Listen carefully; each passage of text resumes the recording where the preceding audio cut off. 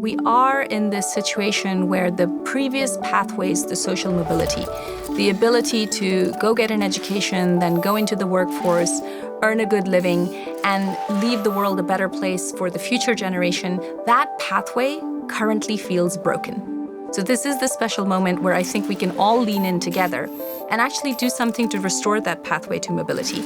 But we're going to need much bolder and much more visionary leadership.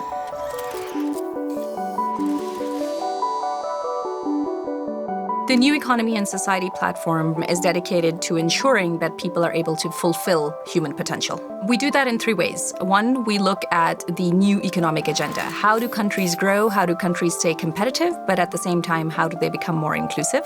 Second, we do that by looking at the education, skills, and jobs agenda. So how do we develop people's potential? And at the same time, how do we ensure that they're able to deploy that potential in the labor market? And the last area is equality and inclusion. So how do we look at income equality at the level of entire societies, but also how do we ensure that those people that have traditionally been left out of the labor market now have an opportunity to earn a living should they wish to do so?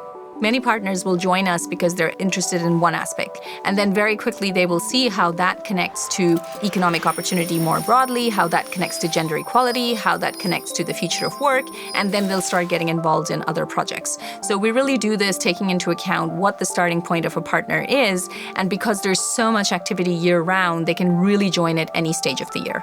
So let's take a tangible example. The fourth industrial revolution has started changing the skill sets that are required within jobs. It has started completely displacing certain jobs, and it has started creating wholly new jobs.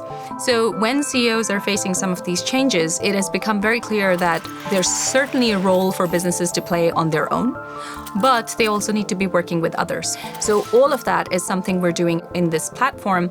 The first one is being dealt with through our HR 4.0 project. So how do companies change themselves? The second one is being dealt with in our Preparing for the Future of Work project, where we have 10 industries that are working in what we call industry accelerators to actually deal with the reskilling and upskilling issues within their own industry. And the last one is being dealt with through our Closing the Skills Gap Accelerator model, where 10 countries are working on bringing the public and the private sector together. These are all the areas in which we're actually able to work with some of the largest businesses in the world, advising and working with not just the CEOs, but also giving them an opportunity to shape these discussions.